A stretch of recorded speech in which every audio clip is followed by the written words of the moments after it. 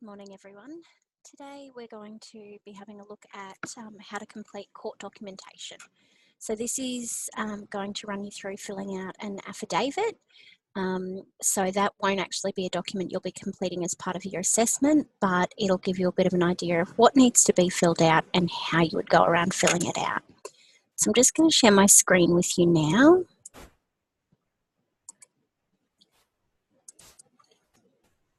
And hopefully you will see the court's website here.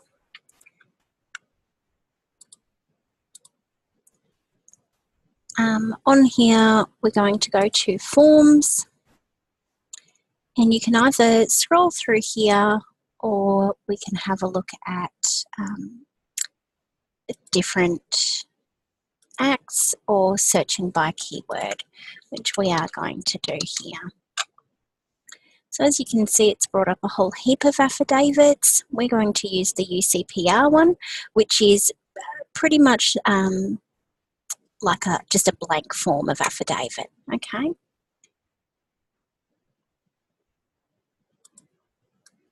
I'm just going to move these around a little bit so that it's a bit easier for me to operate.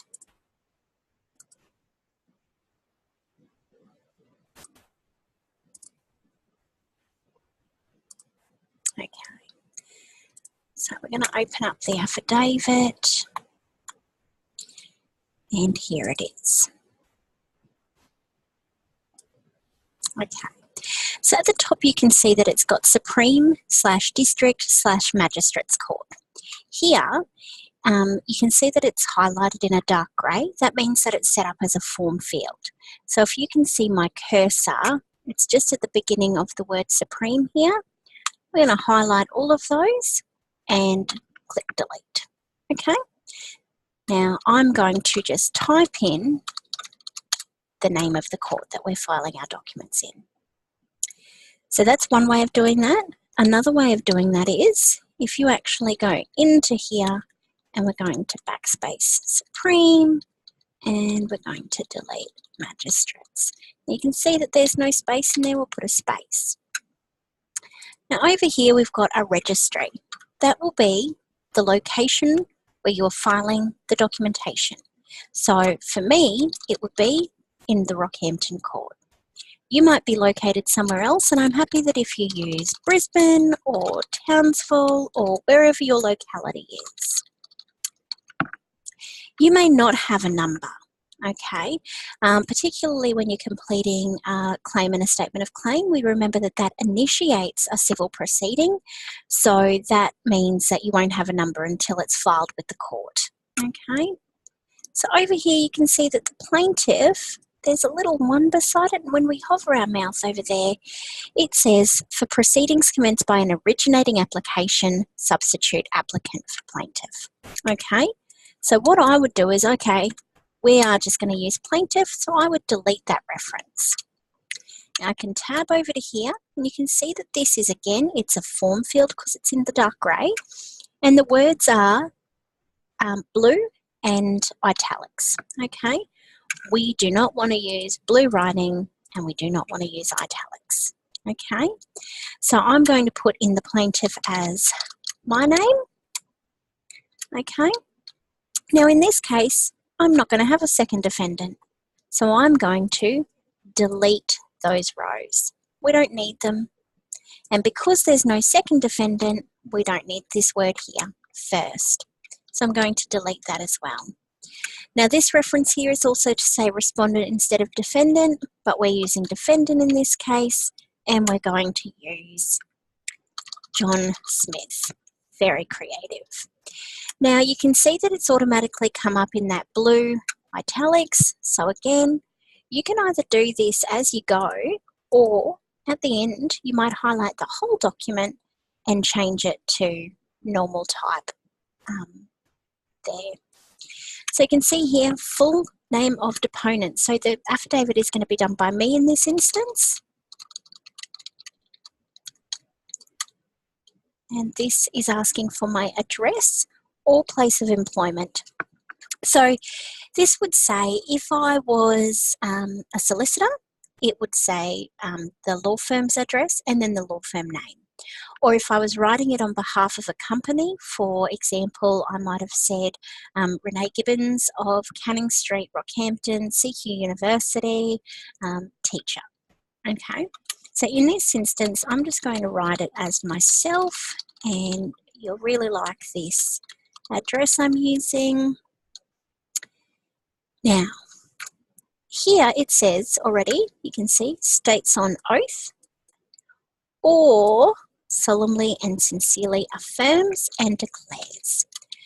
I'm going to use affirms. Now, you won't need to fill out an affidavit for this unit, so I'm not going to get into the details of oaths and affirming, but I'm pretty sure it's covered in the learning guide. If you have any questions about it, feel free to send me an email and I can give you some more details.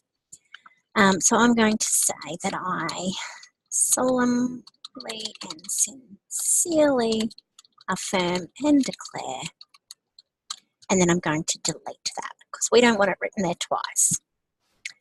I am a 35-year-old teacher. I am writing this affidavit. Well, you probably wouldn't say I'm writing this affidavit if you were actually using that. And I am the plaintiff in this case. Then you would create a new paragraph. You don't want these paragraphs to be too lengthy. Now, when it comes to filling in a document, for example, a statement of claim, you must write them into these numbered paragraphs. And you want to set out the whole of the claim. How did it start? What was the facts of the matter? So you might be thinking about the case scenario given to you, and we might say, I met Robert Plant when we first started recording music together in 1990. Robert and I have had much success with our music and have made a great amount of money in our band. Now, see how I've just fixed that tab up? That is because the courts really like to see these nice and neat, easy to read, easy to follow. You can see that it's already done in sort of like a 1.5 spacing. There is a reason for that. You have to think about reading this and being able to make notes and that type of thing. Now here it says Exhibit A to this affidavit is. So I might actually say, Robert and I'm going to pretend that I'm the other party in this matter now, signed a contract to record new music. The contract stated, and we might go into a bit of detail about what the contract stated, exhibited hereto and marked with the letter marked, I might just say marked, RG-1, so that's my initials, dash number 1, is a true and correct copy of that contract. So if you're filing proceedings, is the court going to just go, oh yes, we believe the existence of this contract, or are they going to want to see a copy of it? Of course they're going to want to see a copy of it. What else are they going to want to see? Robert and I, Robert has paid $100,000 of the contract amount and exhibited here too and marked RG-2 is a copy of my bank statement showing that amount has been received. Okay, I'm just going to pop this little fellow over here.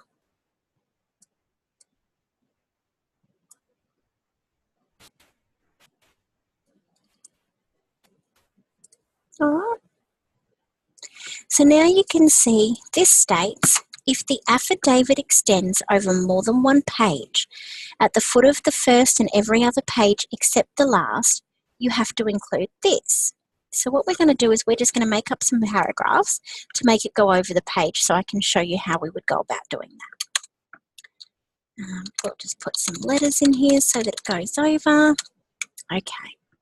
Now what we can see here is that there's already a footer in here. So I'm going to highlight this because this is what it wants to have. And we're going to pop that in this footer.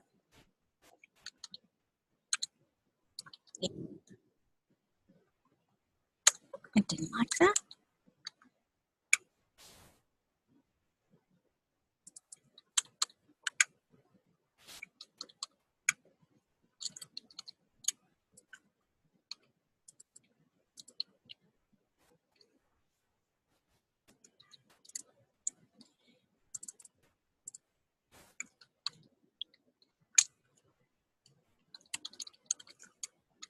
Now, I always like to think that by the time you start a certificate for or a diploma, you will have some basic word skills to be able to do this kind of stuff. If you don't and you need some help, there are plenty of short courses available online. I know that CQU offers some short courses in basic, intermediate and advanced Word and Excel. But you can also complete some of them through the Microsoft website as well, and I would recommend that you have a look at it if you're not familiar with that.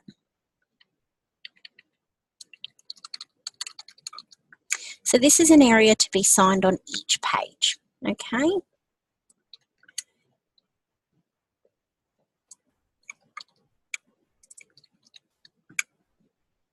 Now you can see this name, address, phone number. If you're filling out your forms, from a law firm perspective, here you would have the law firm name.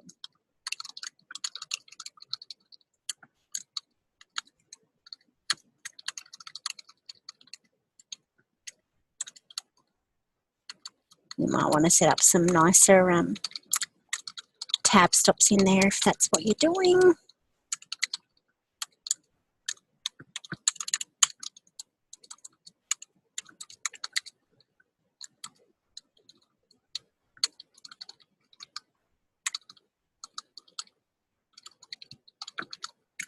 It's really important that you fill out the footer.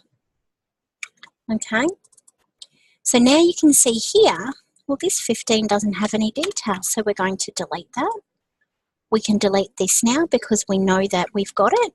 And how it said we don't need it on the bottom page, the bottom of the last page, so we're going to delete this as well. Okay? So now we're going to say, affirmed by Renee Therese Gibbons on 9th of October 2018 at Rockhampton. The name of the town is sufficient for that.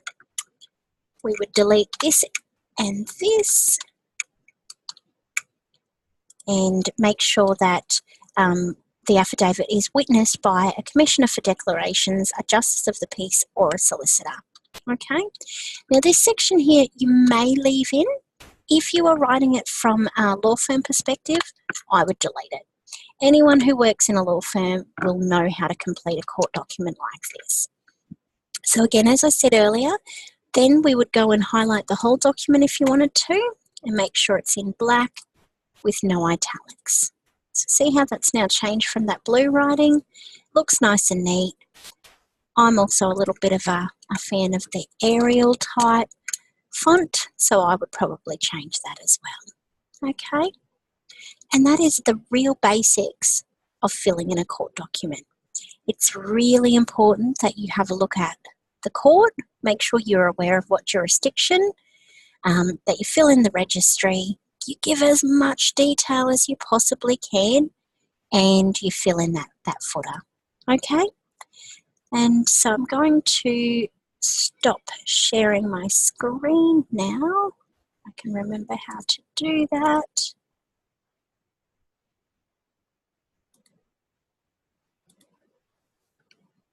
Excellent. If you have any questions, feel free to always send me an email, and remember that we have our Zoom sessions on most Mondays from 4:30 till 5:30. That's Queensland time. Thank you very much.